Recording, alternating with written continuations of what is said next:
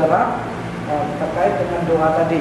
Ya, saya mau kasih tahu doa dan misi itu dua sisi mata uang yang tidak bisa dipisahkan. Nah, makanya ada yang berkata, sebelum kamu ceritakan tentang Tuhan kepada seseorang, ceritakan seseorang itu terlebih dahulu kepada Tuhan. Ini penting supaya tidak pincang pelayanan misi kita. Amin. Jadi sebelum kamu menceritakan Tuhan kepada seseorang, ceritakan seseorang itu terlebih dahulu kepada Tuhan dalam doa. Nah, saya berharap akan terjadi sesuatu di tempat ini. Di Lampermijen yang tadi pagi saya sampaikan, itu salah satu GKI yang sudah dewasa, tapi mereka mengalami penurunan, saudara. Sejak 3 bulan kita tangani, saya mendampingi gereja ini setiap hari Jumat. Saya ajak doa aja, kita tidak ngapa-ngapain. Saya ajari mereka tentang berdoa, bagaimana berdoa, dan apa-apa yang terkait dengan doa, dan semua materi-materi saya tentang doa, saudara. Nah, itu membuat mereka bangkit, dan sekarang mereka luar biasa. Hanya 3 bulan, saudara, mereka mengalami satu hal yang luar biasa. Nah, hari ini berkaitan dengan hal yang juga sangat-sangat sering kita dengar, yaitu membaca firman Tuhan. Apakah masih ada yang baca firman Tuhan di sini? Haleluya. Setiap hari berapa pasal? 5 pasal. Ini ibu siapa namanya? Sini, Ibu Mina. Ibu Mina. Ibu Mina ya? Iya. Kak Mina baca Alkitab 5 pasal. Wah, luar biasa, puji Tuhan, kalah saya. Tapi sudah membaca Alkitab dari Kejadian sampai Wahyu. Sudah berapa kali? Saya ingatnya mungkin sebelum corona. Saya kan inspirasi seperti ini. Saya punya teman. Saya pegang terus ya, tidak apa-apa ya. Saya punya teman persekutuan di Binjai. Dia guru di Metodis. Kemudian mereka punya grup, satu grup itu punya grup baca Alkitab. Salah satu pesertanya anak kelas 4 SD. Jadi saya terinspirasi dari anak itu. Saya malu dengan saya yang seberapa umurnya, sementara dia yang masih kecil sudah baca 5 pasal. Wah, luar biasa. Sudah habis seperti ya Kejadian sampai Wahyu ya. Mungkin 5 kali sudah. Wah, ibu siapa tadi? Mina. Ibu Mina. Apa pengalaman ibu setelah baca Alkitab 5 kali? Sebenarnya dari baca itu kita diberkati Tuhan. Gitu ya. Ya, bukan hanya sekedar tahu, tapi ya ada sukacita, ada bahagia, pengetahuan yang Wah, luar biasa. Ibu sehari-hari kerja apa? Sebagai guru. Oh, guru, luar biasa. Puji Tuhan. Nah, teman-teman, tepuk tangan untuk ibu siapa tadi? Mina.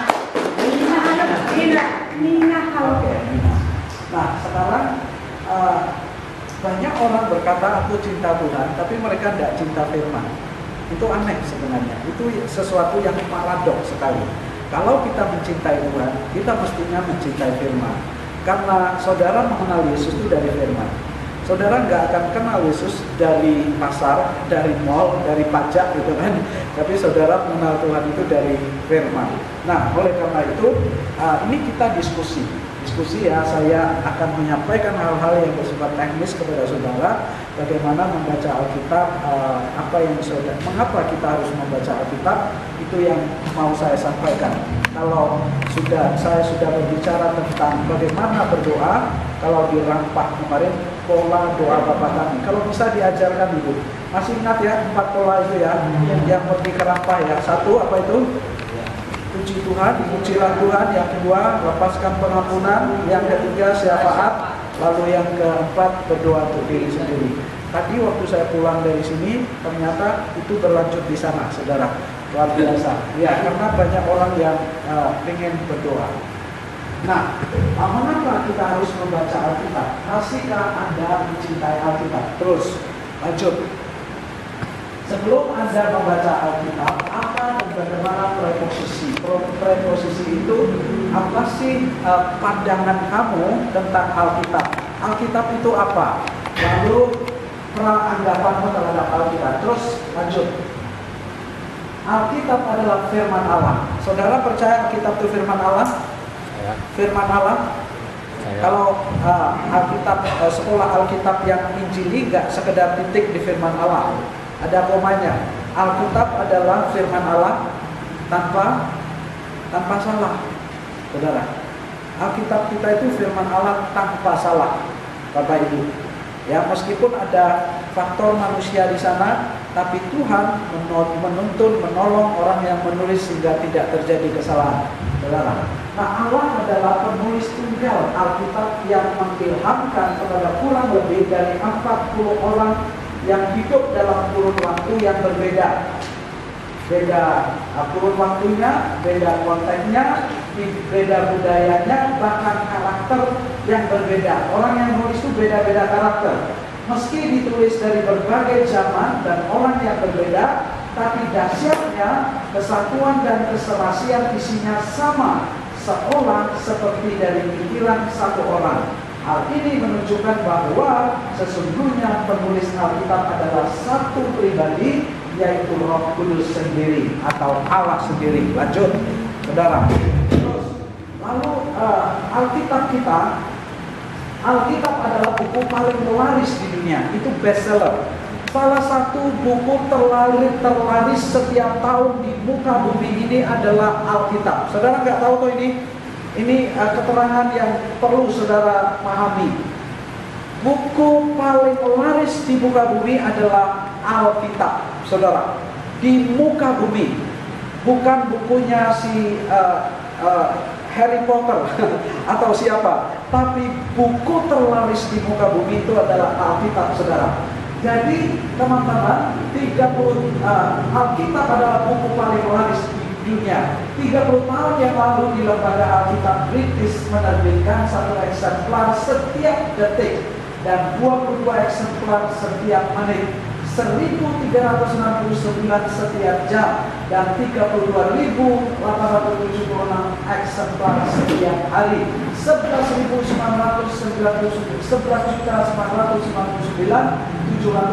eksemplar satu tahun. Ini baru di satu tempat, ya, itu datanya dari Kompasiana, saudara. Kemudian Alkitab itu nggak sekedar bestseller, tapi Alkitab diterjemahkan ke dalam 2.500 bahasa. Bahasa Batak ada nggak Alkitab? Ada. Bahasa Dayak juga ada, saudara. Bahasa Bugis ada, bahasa Cina ada, Mandarin, bahasa apa lagi? Bahasa Papua ada. Bahkan di Kalimantan itu suku Dayak itu kurang lebih 200, saudara. Dan setiap suku itu ada Alkitab dalam yang diterjemahkan dalam bahasa daerah. Dalam bahasa daerah saya juga ada, saudara. Wah, itu luar biasa sekali. Bayangkan, saudara, Alkitab satu-satunya buku di muka bumi ini diterjemahkan dalam hampir seluruh bahasa yang ada di dunia, saudara. Ada 2.500 bahasa. Paling dimusuhi di negara tertentu. Meskipun demikian, Alkitab adalah buku paling dimusuhi di negara-negara tertentu, kayak Malaysia. Saudara kalau bawa Alkitab ke sana, saudara akan ditangkap. Dan kemudian di China, di negara-negara Islam, saudara tidak boleh bawa Alkitab di sana. Ya, untung ada HP sekarang, kan kita bisa baca Alkitab lewat HP sekarang. Dan paling dimusuhi di negara tertentu, tetapi paling dicari oleh mereka yang mencari Tuhan. Wah, luar biasa. Buku yang paling dicari oleh orang yang mencari Tuhan adalah Alkitab. Dan buku yang paling banyak mengubah hidup manusia, saudara. Paling banyak mengubah hidup orang. Saya yakin saudara diubahkan oleh Alkitab. Amin. Termasuk saya, saudara dikasih dalam Tuhan. Saya masih ingat sebuah cerita tentang seorang Indian. Orang Indian itu orang pribuminya Amerika, saudara. Suatu hari dia baca Alkitab. Dia sudah orang Kristen, kan? Nah, dia punya teman orang bule, orang Barat itu, saudara. Dia datang, orang Barat ini datang dan melihat orang Indian yang pribumi itu baca Alkitab. Si bule itu berkata, hari ini kamu masih baca Alkitab, itu kuno kamu. Ya, jangan habiskan waktumu baca buku yang gak ada artinya, katanya si bule ini, saudara. Padahal dia juga orang Kristen, saudara. Tapi apa jawab orang Indian ini? Kalau nggak ada buku ini, kamu udah saya makan dari dulu katanya. Karena apa saudara? Karena Alkitab mengubah cara berpikirnya, Alkitab mengubah hidupnya, Alkitab memperbarui hidupnya. Saudara tahu, orang Dayak itu jadi orang Kristen, saudara. Dulu mereka hidup dalam kegelapan. Mereka berperang antara satu kampung dengan kampung yang lain, dan sebagai tanda kemenangan mereka menyembelih lawan-lawannya, kemudian dimakan jantungnya, saudara. Lalu kepalanya dibawa pulang, dimasukkan ke tempayan, diapakan di sana, dan setelah busuk airnya diminum, saudara. Jadi arak, saudara. Coba saudara bayangkan. Dan itu terjadi 100 tahun yang lalu, saudara kasih dalam Tuhan. Tapi dengan datangnya misionaris dari Amerika, sending CMA, masuk ke daerah pedalaman Kalimantan Utara, Kalimantan Barat, Kalimantan Timur, saudara. Mereka menyampaikan berita tentang firman, dan orang-orang yang mendengar firman mereka diubahkan Tuhan, sehingga daerah itu menjadi daerah Kristen, saudara. Kalau saudara belajar tentang bagaimana Injil masuk ke Sumatera melalui seorang yang bernama Nommensen. Nommensen dimakan enggak ya?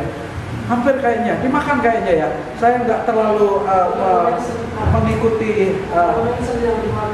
Oh ya, siapa? Bunson dan Leman. Iya, luar biasa itu saudara ya. Berarti nenek moyang kita sama ini makan orang, saudara. Dan pada akhirnya orang-orang Batak, orang-orang Toba, orang masyarakat Batak yang lain, mereka diubahkan oleh apa, saudara? Firman Tuhan. Amin. Karena firman Tuhan itu ada kekuatan yang luar biasa. Nah, jadi buku yang paling banyak mengubah hidup orang itu Alkitab, saudara. Firman Tuhan. Ada penjahat yang begitu beringas airnya setelah dia mendengar firman Tuhan, Roh Kudus bekerja lewat firman itu, dia bertobat dan diubahkan, saudara. Saya masih ingat seorang pemimpin geng teriak yang sangat bengis di Hong Kong, di China, saudara.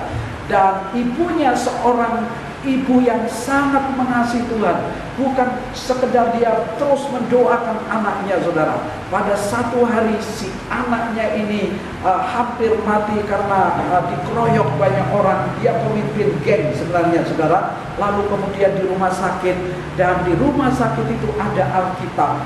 Dan si Simon ini, namanya Simon, saudara. Simon ini waktu senggang dia baca Alkitab, dia ketemu firman Tuhan di sana dan dia diubahkan. Oh, luar biasa, saudara. Jadi Alkitab itu penting. Terus lanjut. Yang Alkitab, apa sih yang dimaksud dengan Alkitab? Alkitab itu terdiri dari kata Alkitab. Al itu, saudara, Al itu adalah Allah dari bahasa Arab itu sebenarnya. Al itu Allah, ya Allah. Yang kitab itu adalah buku atau surat. Jadi buku Alkitab adalah buku Allah, atau dengan kata lain firman Allah. Jadi Alkitab kita itu adalah buku Allah. Nah, kalau dilihat dari sisi bahasa Inggrisnya, kata al atau all itu adalah semua. Kitab sama dengan buku. Jadi Alkitab adalah buku di atas segala buku.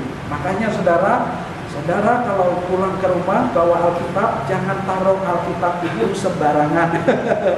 Harus kita memiliki rasa hormat yang tinggi terhadap Alkitab.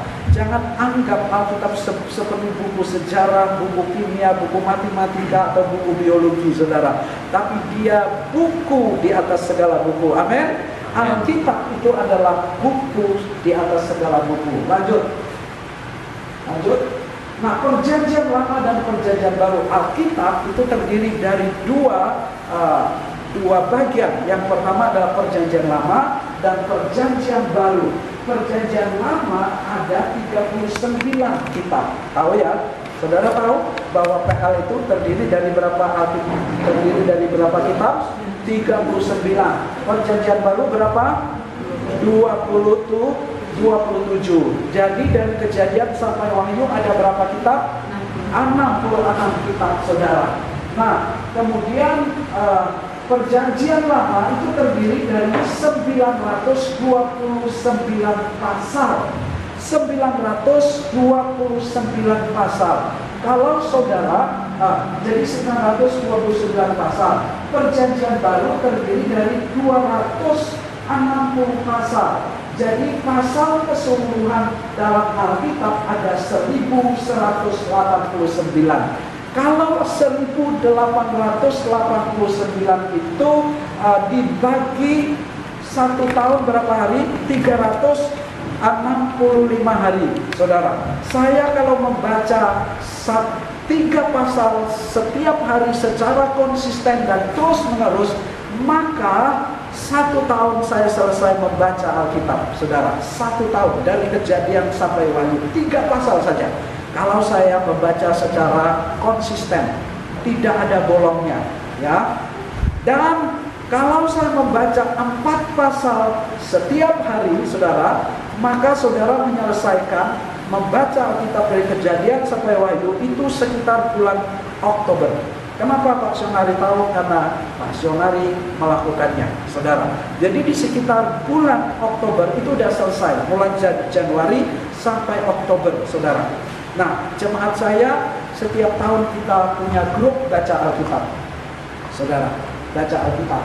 Kemudian Bapak Ibu, saudara-saudara, Perjanjian Lama itu terdiri dari 23.214 ayat. Perjanjian Baru terdiri dari 7.957 ayat.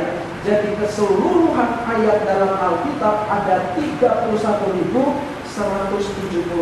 ayat. Wah, itu dia, saudara. Kok bisa tahu? Saudara cari Google juga ada, saudara, ya. Di Google itu ada semua, saudara. Dan terus lanjut. Ayo baca Alkitab. Jika kita membaca Alkitab setiap hari 4 pasal, maka dalam waktu hampir 1 tahun kita sudah membaca Alkitab dari Kejadian sampai Wahyu. Mulai dari kitab awal, karena Alkitab disusun secara kronologis. Alkitab ditulis dengan kata Allah dan diakhiri dengan kata amin. Diawali, maksudnya bukan ditulis, diawali dengan kata Allah dan diakhiri dengan kata amin. Ada bagian yang sulit dimengerti, teruslah membaca. Allah berbicara dalam bahasa kita, itu menarik, saudara. Nah, memang ada bagian-bagian yang sulit untuk dipahami. Jangan berhenti di situ, teruslah membaca. Kemarin saya di mana itu namanya di Simpang Rampa, saya kasih tahu cara baca Alkitab. Bagaimana bagian yang sulit, Pak? Itu seperti kita makan apa? Makan ikan, ya kan? Ikan goreng, ikan rebus sudah tidak apa-apa. Makan dagingnya, tulangnya disingkirkan di pinggiran piring kita. Jangan habiskan konsentrasimu, pikiranmu untuk melototi tulang-tulang ikan itu, saudara. Saudara akan kehabisan energi dan waktu hanya mengurusi tulang-tulangnya. Tetaplah makan dagingnya, singkirkan tulangnya. Baca Alkitab, singkirkan bagian yang tidak saudara pahami, tinggalkan, terus baca, saudara. Teruslah membaca. Nah, suatu saat Tuhan akan memberi kita inspirasi untuk memahami apa yang kita baca. Saudara, ini saya bukan rahasia. Ini bukan karena saya sombong. Dulu sebelum saya berdoa dan membaca Alkitab, berkhotbah itu suatu pergumulan yang sangat berat bagi saya. Tidak cukup mempersiapkan diri 2 minggu, tidak cukup, saudara. Kalau giliran saya khotbah itu susah sekali rasanya, berat sekali, ada tekanan yang luar biasa. Makanya banyak pendeta kalau disuruh khotbah stres mereka, saudara. Karena apa, saudara yang kasihan Tuhan? Satu, dia nggak berdoa, yang kedua dia nggak baca Alkitab, saudara. Tapi kalau saudara lakukan 2 hal ini, saudara, kadang-kadang saya kalau tampil ke depan, saya nggak tahu saya mau bicara apa. Tapi jangan ikuti saya, ya. Nah, ini sangat spesifik, saudara. Ini serius, ini pengalaman saya. Kadang-kadang waktu saya tampil di mimbar, saya ubah tema khotbah saya. Lalu kemudian saya sampaikan apa yang Tuhan taruh di pikiran saya dan di hati saya, saudara. Jadi khotbah yang saya persiapkan tadi malam itu udah tidak laku lagi, saudara. Dan kapan-kapan saya akan khotbahkan. tiba-tiba semuanya muncul begitu saja. Nah, saya tahu kuncinya di mana. Itu karena berdoa dan baca Alkitab, saudara. Tuhan memberi kita inspirasi-inspirasi. Jadi teman-teman, ini saya mau kasih tahu. Tadi saya katakan jangan tiru saya, karena ini sangat spesifik dan subjektif dengan yang lain. Tapi ini terjadi dengan saya. Saya nggak pernah persiapan khotbah. Kenapa? Karena tiba-tiba saja inspirasi itu muncul. Lalu kemudian saya sampaikan apa yang Tuhan taruh di hati. Mengalir seperti sungai. Kadang-kadang saya diminta untuk mengulangi apa yang saya khotbahkan. Saya udah tidak bisa, saudara. Mengulangi saya tidak bisa. Tadi tiba-tiba Tuhan mengubah. Kamu harus khotbah ini. Wah, saya ngikutin, saudara. Dan itu terjadi, saudara. Nah, kenapa bisa terjadi begitu? Saya menduga berat, menduga keras. Itu terjadi karena intimasi dengan Tuhan dan lewat firman. Dengarkan teman-teman, intimasi itu terjadi, intimasi, isi dari intimasi kita dengan Tuhan, saya menyebutnya sebagai triangle intimasi dengan Tuhan. Yang pertama, penyembahanmu dengan Allah. Yang kedua, berdoa. Yang ketiga, baca firman. Setiap kamu membangun intimasi dengan Tuhan, 3 hal itu harus kamu lakukan: menyembah dan memuji Dia, berdoa dan baca firman, saudara. 3 hal ini, berdoa dan baca firman, saudara yang kasih Allah, yang disebutkan triangle intimasi kita dengan Tuhan, saudara. Itu tidak bisa dipisahkan satu dengan yang lain. Dan mulai dari kitab awal, karena kalau membaca Alkitab jangan langsung dari Mazmur. Ada kan yang bilang ke saya, Pak, saya kalau baca Alkitab mulai dari Mazmur, Pak. Saya suka Mazmur, saya suka Amsal, tidak apa-apa. Saya mau tanya saudara, kalau lihat cerita langsung lihat tengahnya enak enggak? Ya, langsung lihat tengahnya bingung kan? Apalagi saudara langsung lihat di akhirnya, ya kan? Banyak yang bilang, ada yang bilang, Pak, saya bacanya Wahyu saja. Wah, saudara nggak bingung, pasti nggak mudah, nggak ngerti. Sebab Alkitab kita itu sebuah alur cerita, saudara. Dia merupakan sebuah kronologi, teman-teman. Ya, jadi kayak sebuah cerita sinetron. Ada awalnya dan ada akhirnya, saudara. Awalnya Allah, lalu akhirnya amin. Kejadian dimulai dengan kata apa?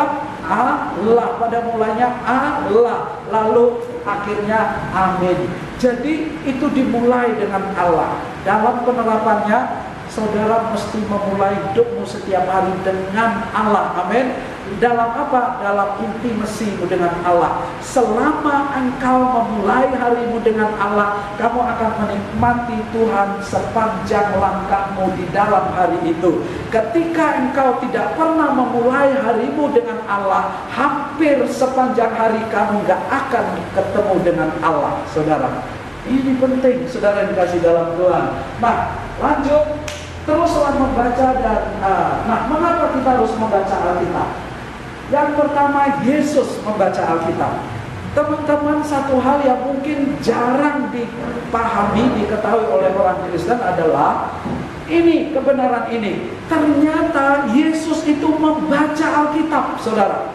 Nah, mungkin saudara tanya saya, Pak, waktu Yesus ada Alkitab enggak? Ada. Alkitab Yesus itu adalah dari Kejadian sampai Maliaki. Zaman Yesus ada, Alkitab Kejadian Maliaki itu sudah dikanonisasi, saudara. Cuman urutannya yang beda dengan kita, saudara ya. Nah, kitab orang Yahudi sekarang itu ya seperti kitab kita sekarang, Kejadian sampai Maliaki, saudara. Mereka terima. Nah, Yesus belajar kitab itu dan dia membaca kitab itu.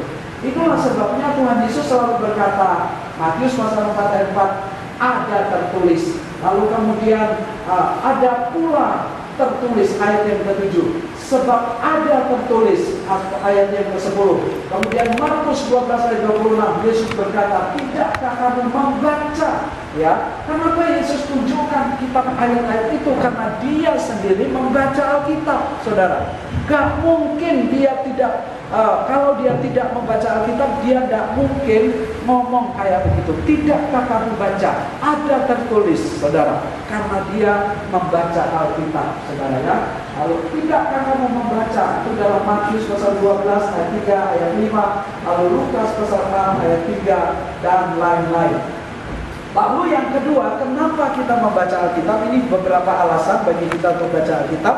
Yang pertama, karena Yesus sendiri baca Alkitab. Yesus yang adalah Tuhan dan manusia sejati itu baca Alkitab. Lebih-lebih kita sebagai orang yang penuh keterbatasan dan kekurangan, harusnya kita terus baca Alkitab. Lalu yang kedua, sebab Alkitab adalah firman Allah yang menyelamatkan manusia yang tersesat. Nah, firman Allah, saudara, ternyata Alkitab, firman Allah adalah yang menyelamatkan manusia. Kalau saudara baca Roma pasal 10 ayat 13-14, ya, tentang berita keselamatan hanya kita temukan melalui pembacaan Alkitab, saudara. Jadi berbahagialah orang yang membawa berita berita keselamatan, yaitu di dalam Alkitab, teman-teman. Itu yang kedua. Lalu yang ketiga, Alkitab itu makanan rohani orang Kristen. Matius pasal 4 ayat 4 itu. Alkitab itu makanan rohani. Kalau berdoa itu adalah nafas rohani kita, tapi Alkitab itu adalah makanan rohani, saudara. Kalau saudara tidak makan satu hari, apa yang terjadi? Lemas. Saudara akan lemas kalau tidak makan satu hari. Iya, fisikmu akan lemah kalau saudara tidak makan satu hari. Hal yang sama juga terjadi kalau saudara tidak mengisi manusia rohmu dengan firman. Karena firman adalah makanan rohani. Kamu boleh pelayanan, kamu boleh ambil bagian dalam pekerjaan Tuhan. Tapi kalau kamu lapar, rohmu tidak diberi makan oleh firman, kamu menjadi lemah. Kenapa banyak orang Kristen jatuh dalam dosa? Karena roh mereka lemah. Mereka tidak memberi roh mereka makan makanan rohani, yaitu firman, saudara. Dengar khotbah pendeta, itu paling omong doang gitu kan, saudara. Baca Alkitab, itu pengajaran yang kuno, buku kuno, ngapain, saudara. Tapi setelah itu saudara keluar jatuh di dalam dosa, saudara. Kadang mungkin kita bisa tahu, khotbahnya pendeta, tapi kita tidak belajar untuk melakukannya, saudara. Nah, jadi kenapa kita harus membaca firman? Karena Alkitab itu adalah makanan rohani kita. Amin. Makanan rohani, saudara. Kalau saudara tidak makan satu hari, kamu akan lemah.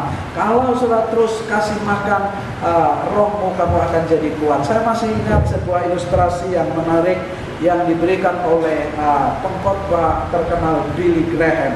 Seorang petani punya 2 ekor anjing, yang satu putih, yang satu hitam. Setiap sore petani ini membawa kedua ekor anjingnya pergi ke alun-alun kota, lalu diadu, saudara.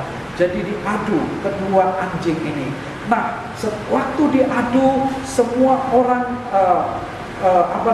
kalau orang Jawa bilang itu totoan, bertaruh, saudara. Bertaruh, tahu bertaruh ya?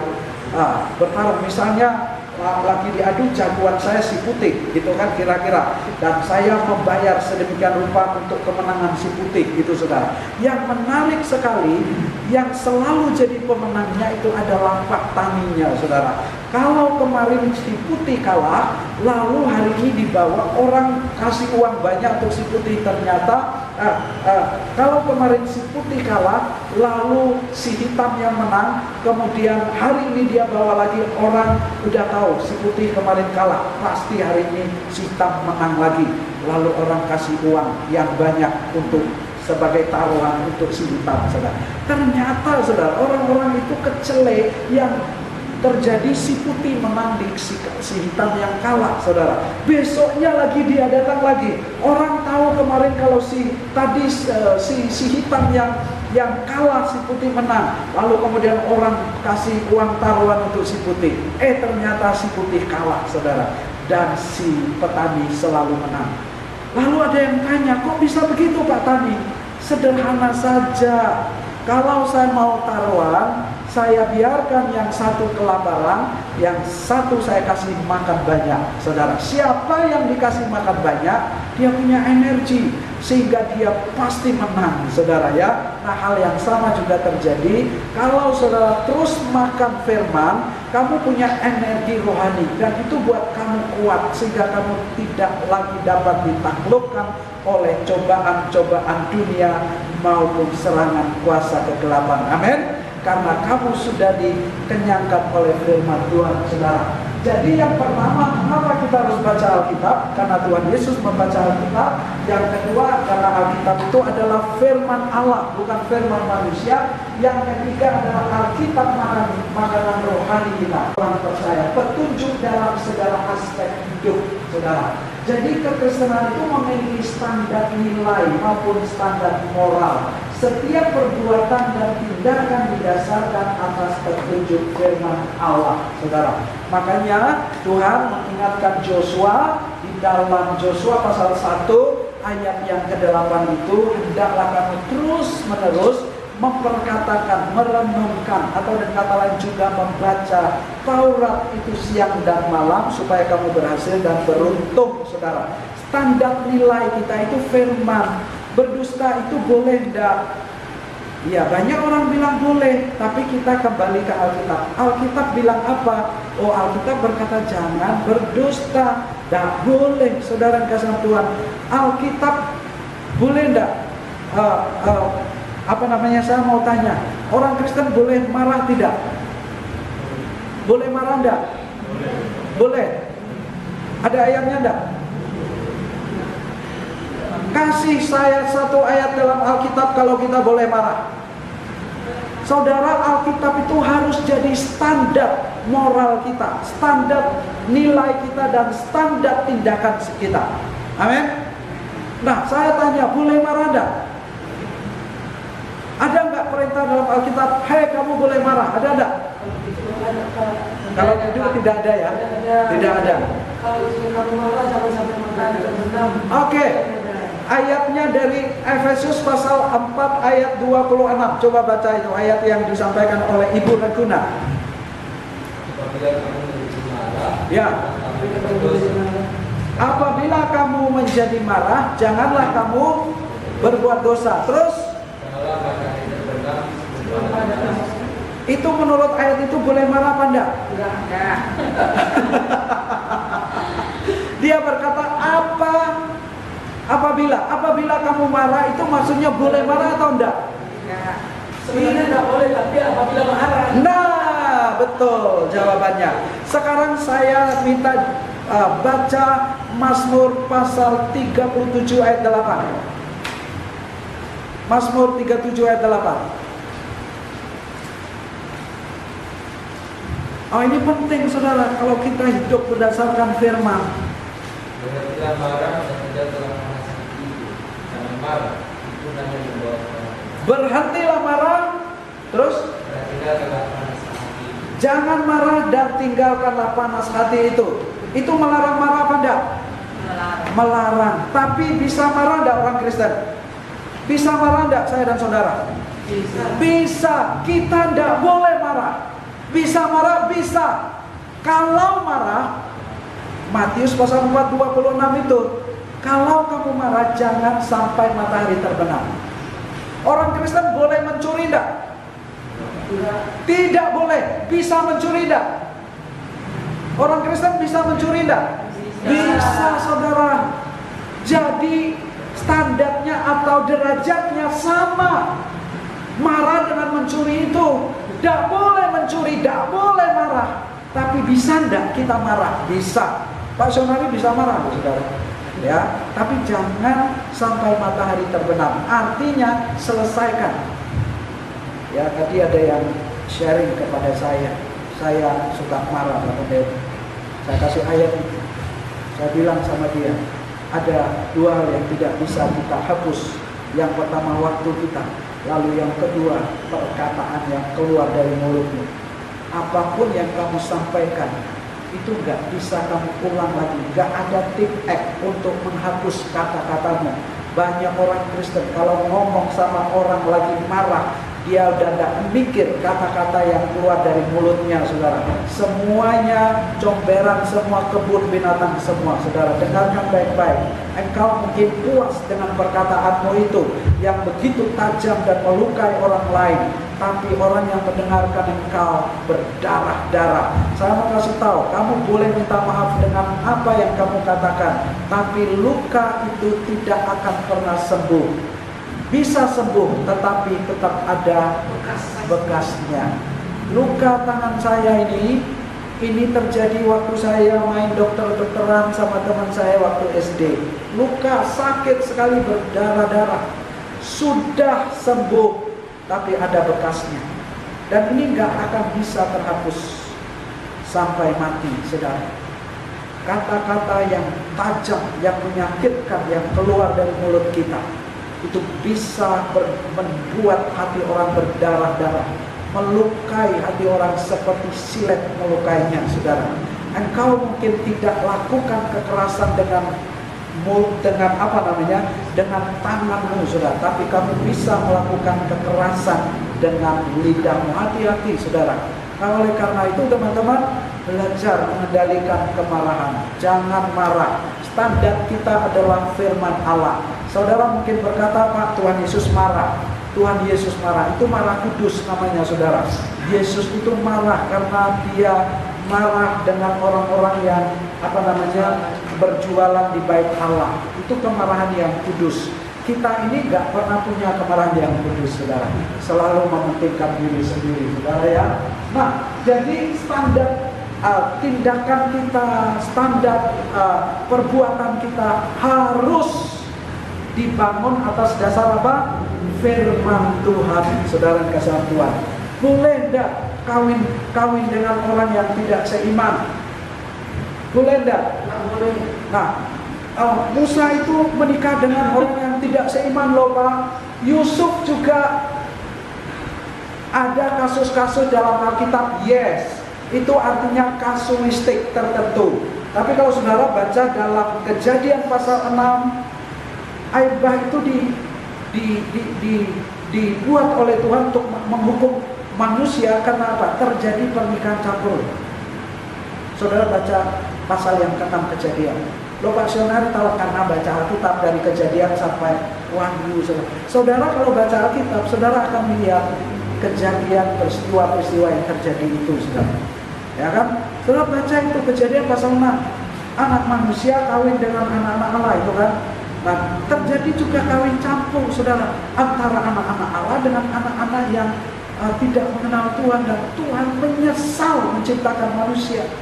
Dan dia berkata, aku menyesal karena kecenderungan hati manusia berbuat dosa. Itu kata Allah, saudara. Dan apa yang terjadi, saudara? Tuhan menghukum manusia dengan mengirimkan air bah, saudara. Ya.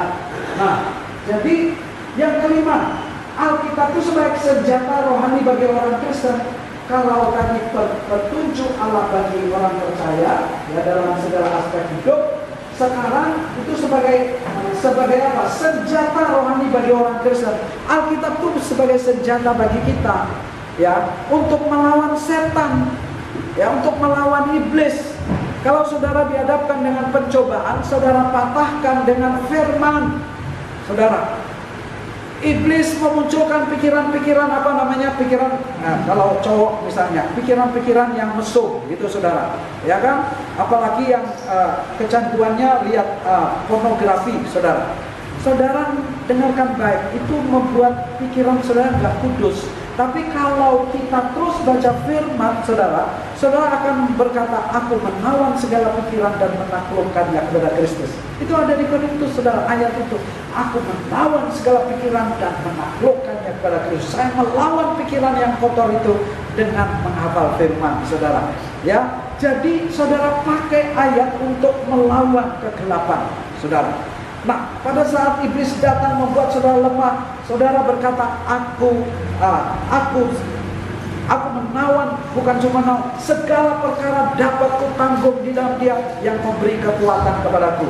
Saat engkau takut, Tuhan berkata, aku tidak akan takut. Lihat, aku akan memegang tangan mu dengan tangan kananku. Di dalam Joshua pasal 1 ayat 6 tadi dibaca itu, saudara, jangan takut, jangan tawar hati, jangan kecut. Itu menjadi senjata bagi kita kalau kita lagi khawatir, kalau kita lagi takut. Perkatakan firman itu untuk melawan situasi dan kondisi itu. Saat kamu memperkatakan itu, saudara, dengarkan baik.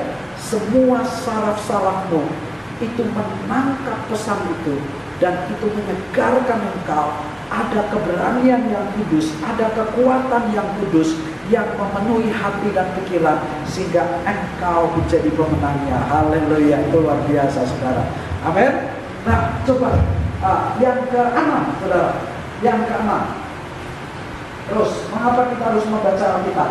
Yang keenam, Alkitab adalah dasar harapan dan penghiburan bagi orang Kristen. Ya, kalau saudara lagi sakit, saudara baca firman, ya kan? Saudara baca firman supaya orang yang sakit itu dikuatkan, gitu, saudara. Tentu menjadi orang Kristen banyak tantangan yang dihadapi, baik dari luar maupun dari dalam. Tetapi firman Tuhan senantiasa membuat menjadi kuat dan bertahan, karena ada harapan dan penghiburan yang pasti. 1 Petrus 1:4-3 ayat 4, saudara. Jadi saat kita berkunjung ke orang sakit, saya biasanya memberi ayat Mazmur pasal 41 ayat 3, saudara.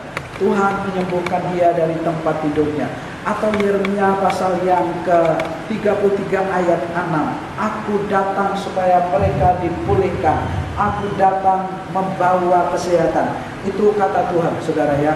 Di dalam Yeremia pasal 33 ayat yang ke-6 itu, saudara. Kadang saya datang membawa bagian firman Tuhan, Matius pasal 7 ayat 18 atau pasal 8 ayat 17, ya.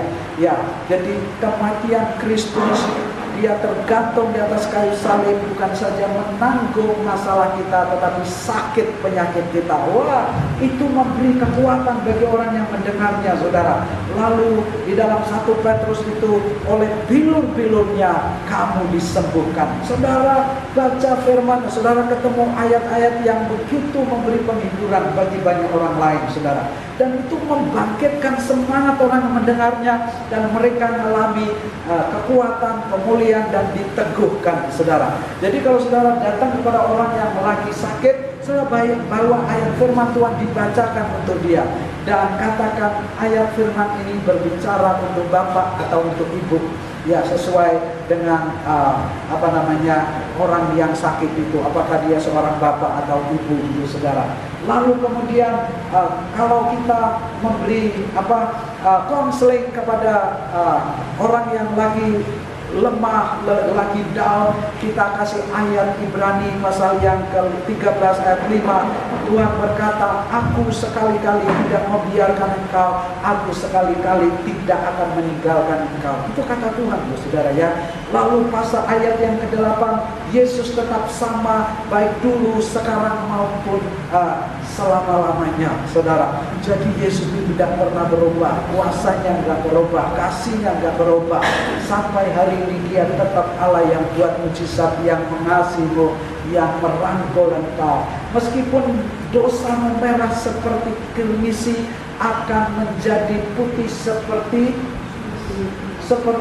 salju, ya kan? Meskipun merah seperti kain kesumba, akan putih seperti bulu domba. Ada orang, anak-anak muda yang begitu menyesal akan perbuatan dosa yang dilakukan, sehingga dia berkata, mana mungkin Tuhan mau terima saya, mana mungkin Tuhan mau mengasihi saya. Dan kita berkata, begitu besar kasih Allah akan dunia ini. Kasih Allah itu melampaui segala pelanggaranmu. Kasih Allah itu lebih besar dari segala kejatuhanmu. Dia mau merangkul engkau selama engkau mau datang kepada dia. Amin. Nah, firman itu memberi kekuatan kepada mereka, saudara. Luar biasa, saudara. Itulah sebabnya kita terus baca Alkitab. Lalu yang ketujuh, Alkitab memperkenalkan siapa Allah yang sesungguhnya, saudara. Benar, saudara nggak akan ketemu Tuhan itu di pasar, tapi saya katakan di jalan-jalan, dah, saudara. Saudara nggak akan ketemu Tuhan itu di mall, di kelas-kelas kuliah kamu, tapi kamu ketemu Dia di Alkitab, saudara, di Firman Allah. Jadi satu-satunya informasi yang valid, yang benar tentang Allah dari Alkitab, saudara. Saudara boleh baca buku-buku referensi, buku rohani yang bagus, oke. Tapi saya mau kasih tahu bahwa Alkitab satu-satunya buku yang menjelaskan tentang Tuhan yang sebenar-benarnya, saudara. Nah, saya pernah pergi ke mall di Semarang, saudara. Saya baca sebuah buku yang dikarang oleh seorang pendeta Hindu, saudara. Dia berkata, judul buku itu adalah Masa Tahun-tahun Emas yang Hilang. Tahun-tahun yang hilang dalam kehidupan Yesus, yang tidak dicatat dalam Alkitab itu maksudnya. Itu kan masa remaja Yesus lah. Yesus kan muncul di usia 12 tahun. Setelah itu kan udah hilang dia. Dari 13 tahun tiba-tiba muncul di usia yang keberapa? 30. Ya 29, saudara ya. Di usia 29 muncul dia, saudara. Lalu dia melayani selama 3 tahun. Kemudian dia disalibkan. Alkitab sudah mencatat itu. Lah, orang-orang dunia mengambil celah itu, lalu kemudian mereka menulis tentang sejarah Yesus di tahun-tahun yang tidak jelas dalam Alkitab. Kalau saudara nggak baca Alkitab, saudara akan jatuh, saudara akan lemah, saudara. Ya, tapi kalau saudara baca Alkitab, saudara baca di dalam Yohanes pasal yang ke-22, saudara melihat di sana Yohanes berkata ada banyak hal yang mestinya ditulis dalam kitab ini, tetapi karena tidak muat, akhirnya yang penting-penting ditulis, ya kan? Ngapain nulis yang tidak penting gitu, saudara? Yang diilhamkan oleh Allah saja yang ditulis dalam Alkitab, saudara. Nah, oleh karena itu teman-teman, kita hanya bisa mengenal tentang Tuhan kita lewat Alkitab. Kalau Alkitab tidak berbicara tentang hal itu, kita harus diam, saudara. Kita harus diam. Kalau Alkitab berkata tentang hal itu, kita harus tegas. Tapi kalau nggak berbicara, jangan coba-coba untuk menambah-nambahin, saudara ya. Nah, lalu yang ke-8, saudara, Alkitab, kita berjumpa dengan Yesus dan tokoh-tokoh penting dalam Alkitab. Saudara kalau ketemu Bapak Presiden, senang gak? Senang gak? Pasti selfie, saudara. Lalu kemudian di-upload ke grup-grup nih, lihat nih, aku ketemu Pak Presiden, ya kan? Atau mungkin fotonya saudara cetak besar-besar ditempelin di depan rumahnya supaya semua orang yang datang melihat ada saya ketemu Pak Presiden. Saya mau kasih tahu saudara, saudara nggak perlu ketemu orang seperti Presiden, tapi di Alkitab saudara ketemu orang-orang hebat. Saudara nggak bakal ketemu seorang seorang pengusaha besar seperti Abraham. Saudara nggak akan bisa ketemu seorang pengusaha besar seperti Ayub. Saudara nggak akan ketemu seorang raja besar seperti Salomo, seperti Daud, kecuali di dalam Alkitab. Di sana saudara berjumpa dengan orang-orang hebat. Saudara belajar bagaimana mereka menghadapi, menjalani hidupnya, bagaimana mereka membangun intimasi mereka dengan Allah. Dari sana saudara mendapatkan inspirasi, dari sana saudara mendapatkan berkat, saudara mendapatkan nilai-nilai baru. Oh, ternyata si Daud itu meskipun dia luar biasa, tapi dia jatuh juga di dalam dosa, ya. Saya mau kasih tahu saudara, orang jatuh bangun dalam dosa hal biasa, tapi yang luar biasa apakah engkau mengakuinya? Itu penting, saudara. Itulah sebabnya saudara baca tokoh-tokoh dalam Alkitab. Apakah mereka sempurna? Tidak ada yang sempurna, saudara. Yang membuat perbedaan adalah mereka mengakui itu di hadapan Tuhan, saudara. Yang buat perbedaan adalah mereka merendahkan diri di hadapan Allah dan mengakui bahwa mereka tak berdaya, mereka lemah, mereka berdosa. Saudara, Abraham berdosa enggak? Jatuh dalam dosa enggak? Ya apa enggak? di mana? Saudara lihat, baca Alkitab. Abraham jatuhnya di mana? Ya, dalam hal apa? Orang di jalannya istrinya saudara. Iya, dia berdusta. Iya, saudara tahu dusta itu akan melahirkan dusta. Ishak pada akhirnya dia juga berdusta, persis kayak si Abraham. Ya kan? Dari Abraham lahir siapa? Israel. Israel ini ke-12 suku. Nah, siapa yang mengikuti dosa warisannya Abraham dari ke-12 suku ini? Bukan, ada lagi. Anak Ishak itu siapa? Ya, Yakub itu artinya apa? Penipu. Yakub itu artinya penipu, saudara. Akhirnya si Yakub ini dijadikan sebagai bapak orang Israel. Dari Yakub lahirlah 12 suku, saudara. Ya, dari 12 suku. Dari 12 suku keturunan Yesus jatuh di suku mana? Yahuda, saudara ya. Dari Yahuda itu muncul orang sekarang Yahudi, ya kan? Nah, itu saudara yang kasih Tuhan. Nah, sampai di sini ada pertanyaan. Jadi Alkitab itu tempat saudara ketemu orang hebat. Saudara ketemu Yesus itu di Alkitab. Saudara ketemu orang-orang yang dahsyat di sana Tuhan pakai.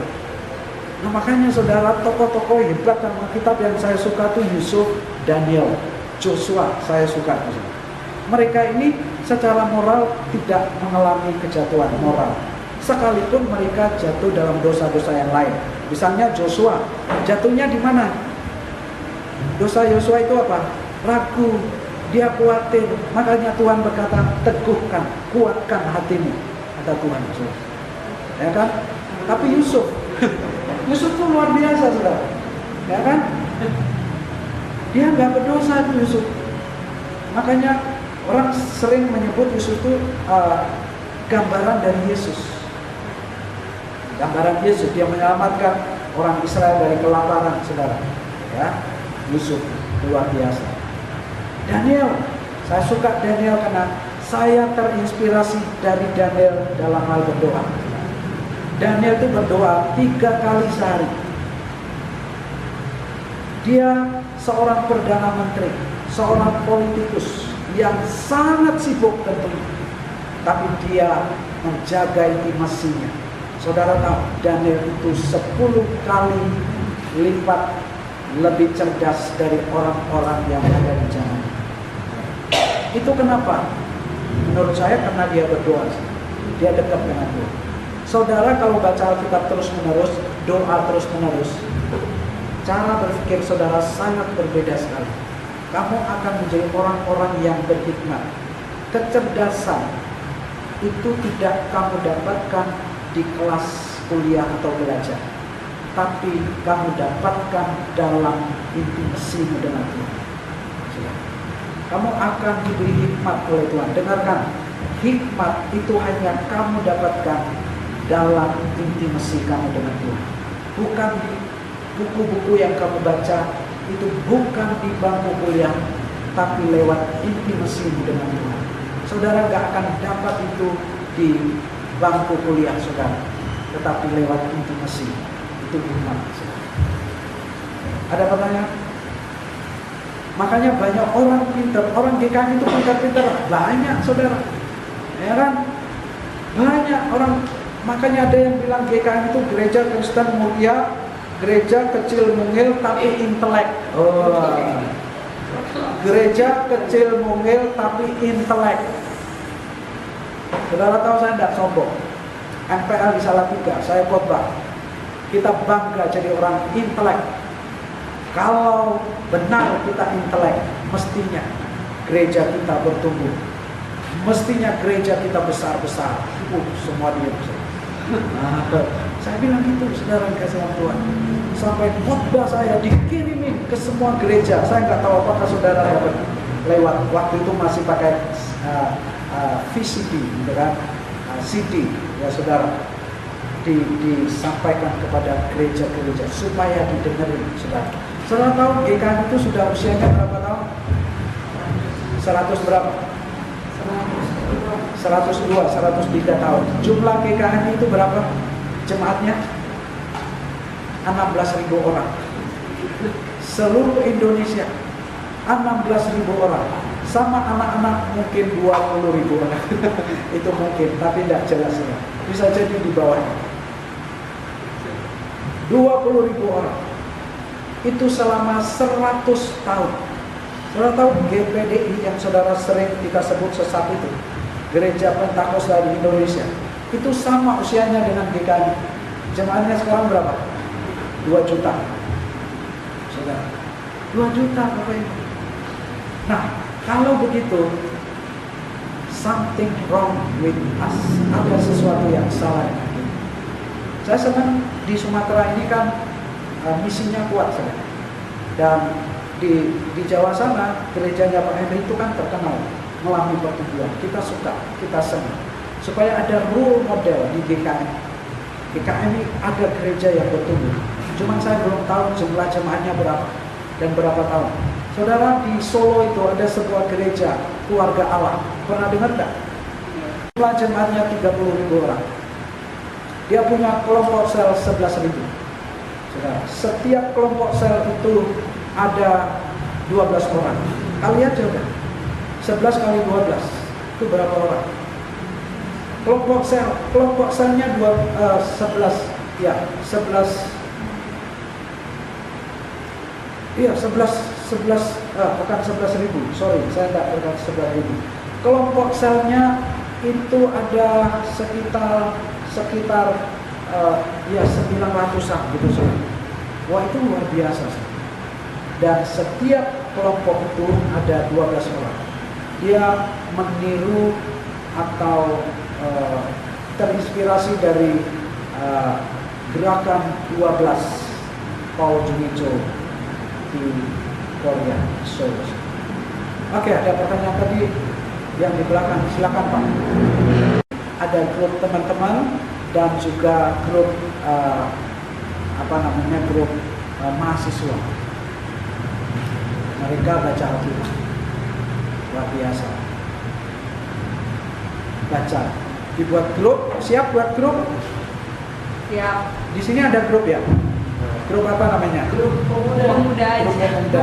Nanti saya kasih tahu Novi. Ya, yang sudah baca Alkitab teruskan saja. Yang belum memulai, siap? Siap memulai. Nanti saya akan kasih tahu Novi caranya, ya. Bagaimana buat grup baca Alkitab. Mina juga udah tahu, pasti udah ngerti ya caranya ya. Belum ya? Oke. Saya nggak masuk grup. Cuma dengar aja. Oh, dengar saja. Tapi tidak ikut grup. Nah, dengan adanya grup itu kita ngelapor. Saya udah baca.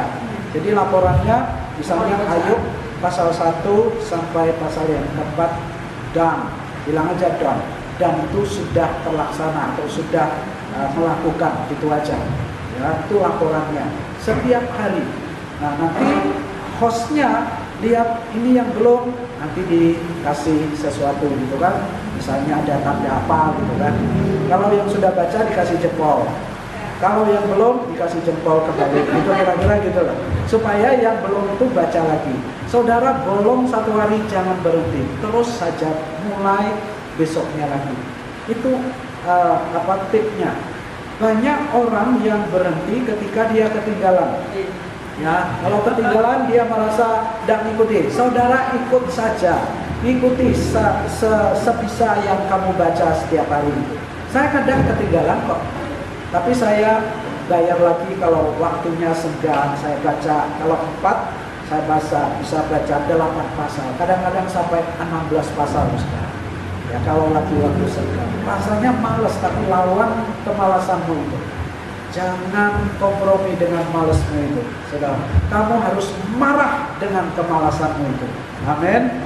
Supaya saudara tetap terus membaca firman. Oke, ada pertanyaan?